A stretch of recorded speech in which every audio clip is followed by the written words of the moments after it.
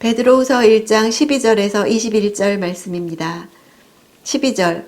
그러므로 여러분이 이것들을 알고 또 여러분이 이미 받은 진리 안에 굳게 서 있다 해도 나는 여러분들로 하여금 항상 이것들을 기억하게 하려 합니다. 당시 로마 전역은 그리스도인들에 대해서 황제 숭배를 조장하는 공권력의 압제가 극에 달해서 배교자가 많이 생겨났습니다.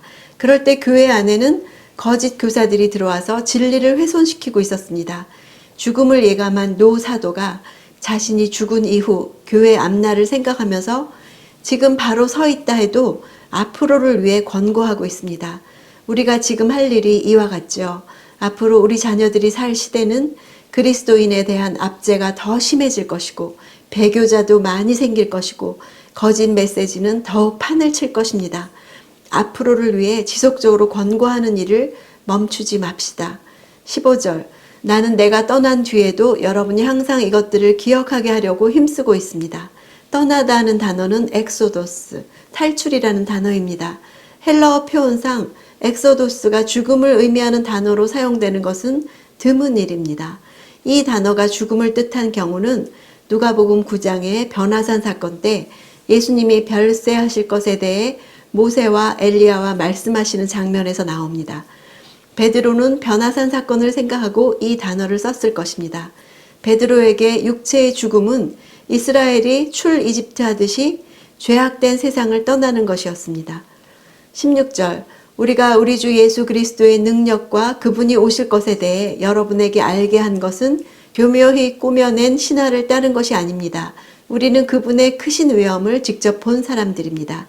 교묘히 꾸며낸 신화란 단어는 당시 종교에 대한 비난의 뜻으로 쓰였습니다. 신들에 대한 신비적 이야기나 세계 창조와 기적적인 사건 등이 꾸며낸 이야기들로 인식되었죠. 베드로는 거짓 교사들의 가르침은 교묘히 만들어낸 허탄한 이야기라는 사실을 부각시키고 있습니다.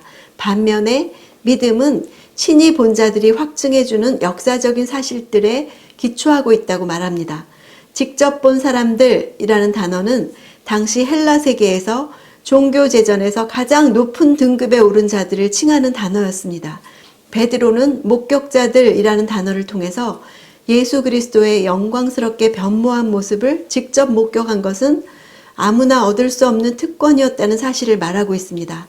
변화산 사건은 그리스도께서 그의 영광 중에 오실 때 어떤 모습일지를 보여주심으로써 그의 나라를 미리 보여주는 것이었습니다.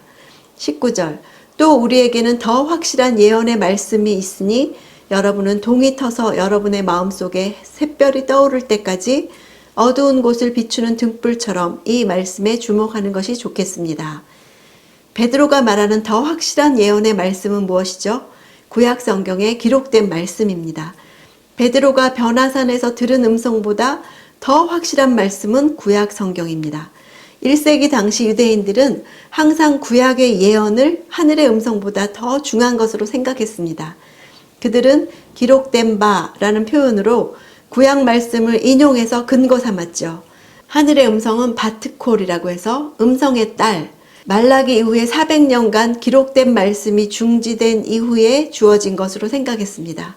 어두운 곳은 세상을 말하고 비추는 등불은 하나님의 말씀이죠. 동이 터서 샛별이 떠오르면 등불이 더 이상 필요치 않듯이 구약 성경의 예언도 샛별이신 그리스도께서 오실 때까지만 빛을 비춘다는 것입니다. 20절. 여러분은 무엇보다도 이것을 알아야 합니다. 곧 성경의 모든 예언을 자기 마음대로 해석해서는 안 된다는 것입니다.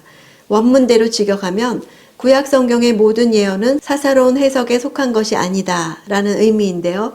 로마 카톨릭에서는 이 구절을 성경 해석을 교회만 할 수 있고 개인은 할 수 없다는 의미라고 주장합니다. 그러나 개신교에서는 다음 21절과 같이 해석합니다. 21절. 예언은 언제나 사람의 뜻을 따라 나온 것이 아니라 성령의 감동하심을 받은 사람들이 하나님께 받은 말씀을 전한 것이기 때문입니다. 성경 해석은 성령의 조명하심을 받아서 해야 한다는 뜻입니다. 성령의 감동하심을 입었다는 것을 직역하면 성령에 의해 움직여졌다는 뜻입니다. 바람에 밀려 항해하는 배를 가리키듯이 성경은 자기들의 마음이 가는 대로 말한 것이 아니라 전적으로 성령의 인도하심을 따라 움직여져서 말한 것입니다. 베드로는 육신의 장막에 사는 동안에 성도들을 일깨워 기억하게 하는 것이 옳다고 생각해서 베드로 후서를 썼습니다. 나에게도 이렇게 나를 일깨워 기억하게 하는 사람이 있나요? 나의 자녀에게는 이런 사람이 있나요? 기억하게 하는 것은 두 가지였죠. 그리스도와 말씀입니다. 오늘 나는 누구를 통해 예수 그리스도와 말씀에 대해 일깨움을 받을 것인지, 또 누구를 일깨워서 기억하게 할 것인지 생각해 보는 하루가 되기를 원합니다.